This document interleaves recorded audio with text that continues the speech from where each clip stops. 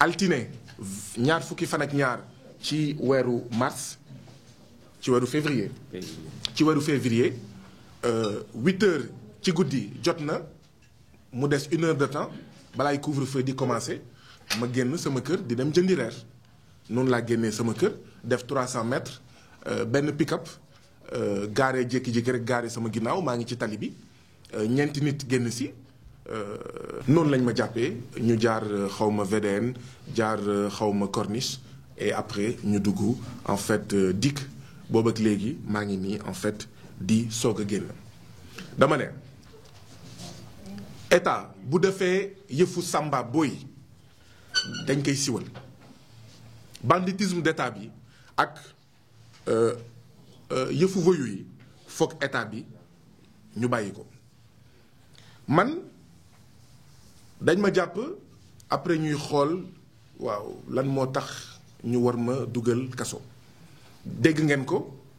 li nga xam ne moom lañ ma doon toppee biir dikk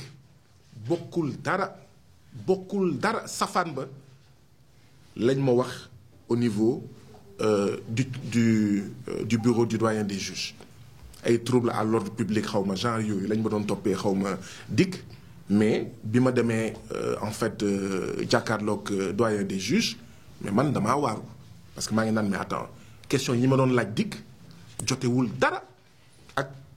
li nga xam ne moom lañ ma wax ne moom lañ may toppee fële ca tribunal et donc loolu day rek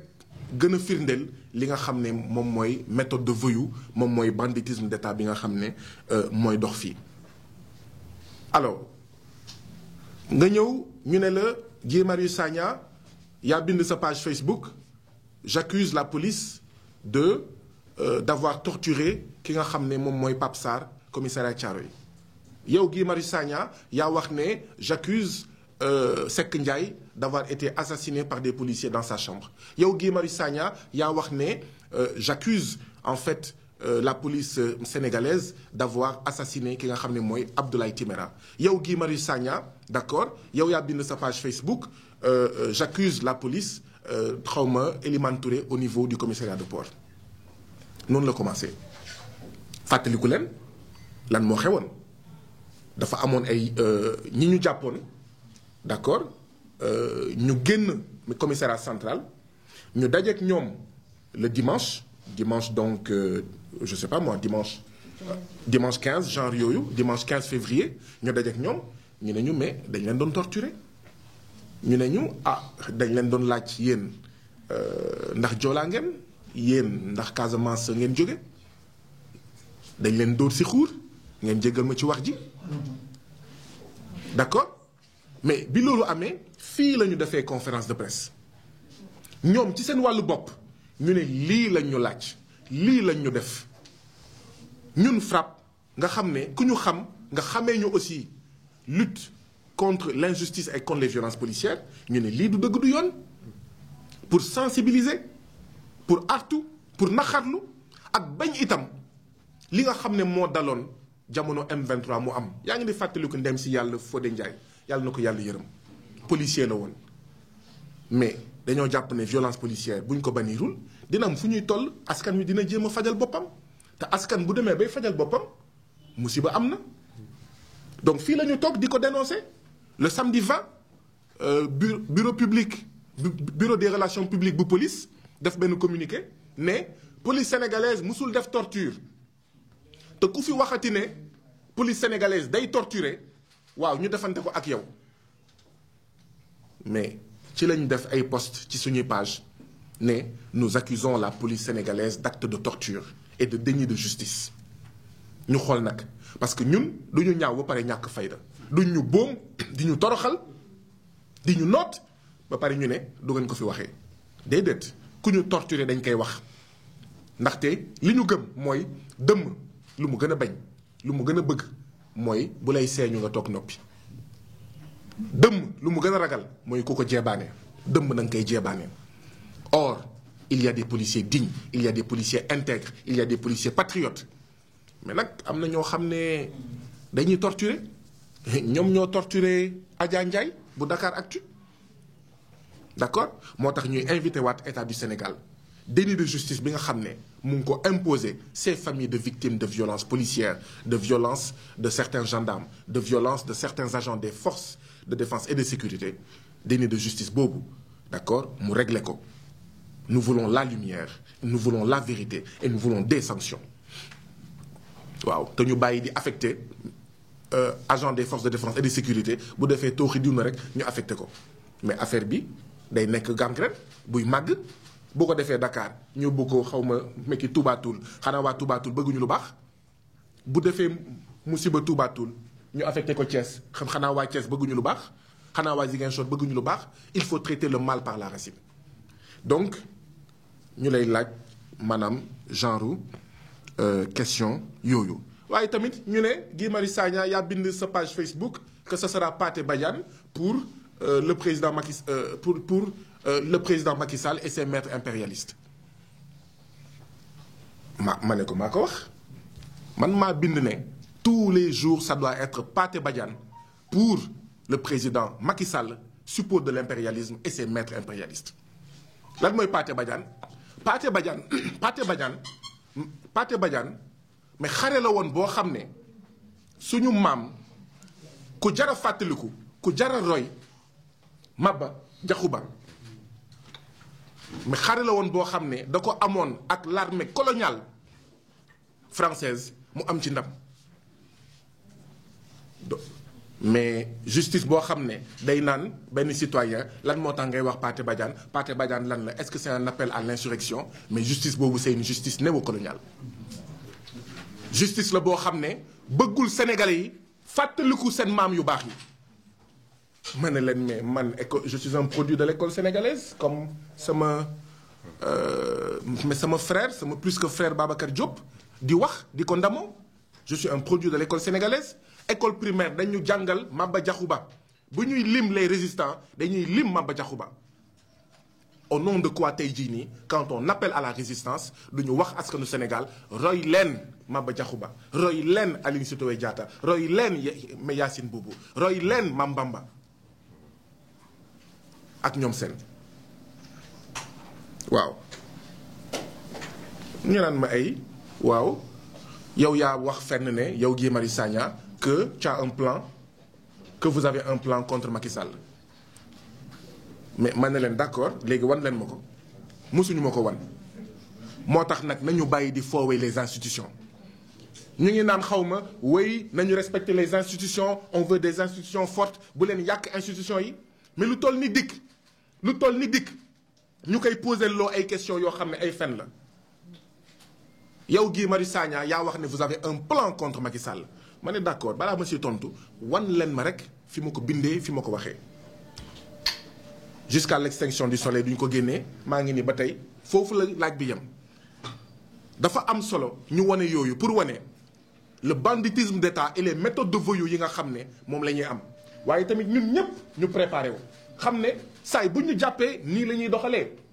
et nous devons être prêts ba pare moytu bañ a tiit naan waaw wala déet parce que président Macky Sall pare guñu ak moom président Macky Sall pare guñu ak moom dinañu jàppaat bu ñu jàpp kenn commissariat wala gendarmerie ngay tiit waaw ñu naan ma ay oui yow yaa wax benn Babacar est-ce que jot na 50 000 francs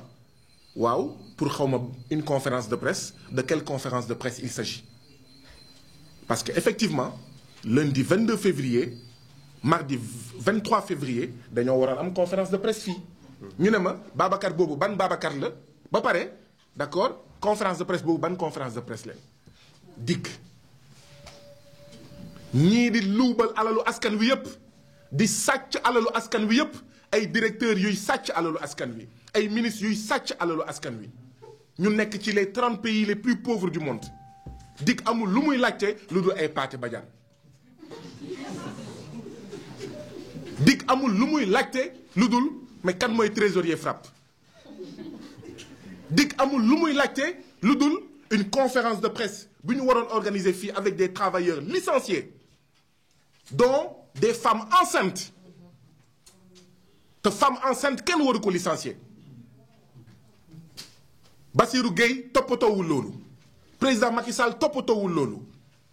justice sénégalaise toppatoowul loolu dig toppatoowul loolu ñu naan ay Pathé Badiane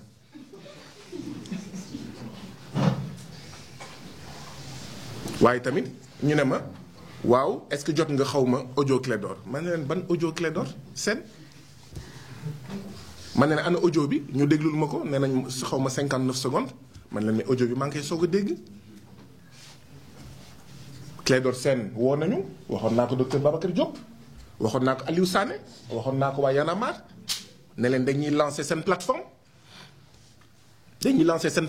xaw ma naka le peuple waaw le peuple et que bu fekkee ça vous intéresse ñëw leen ngeen bokk ci plateforme bi ngeen fekkee conférence de presse bi j'ai informé docteur Babacar Diop waa FDS j'ai informé waa Y'en a marre Aliou Sané ma informé waa FRAPP nous n'avons pas donné suite à cette invitation waaw léegi ñu jàpp ma comme ça alors mbokk yi bii en moins de 3 ans bii mooy sama 3e mandat de dépôt en moins de 3 ans bii mooy sama 3e liberté provisoire waxoon naa Samba Sall ne ko Samba Sall placé nga ma 2 fois sous mandat de dépôt en moins de 3 ans jox nga ma ñaari liberté provisoire en moins de 3 ans ma ne ko vous et moi on sait où est-ce que ça va aboutir mu ne ma fan ma ne ko j'aurai une 3e liberté provisoire jërëjëf askanu Sénégal jërëjëf kilifa diine yi jërëjëf waa M2D ma ne ko lii duñu mës a dem ci procès ndax Pathé Badiane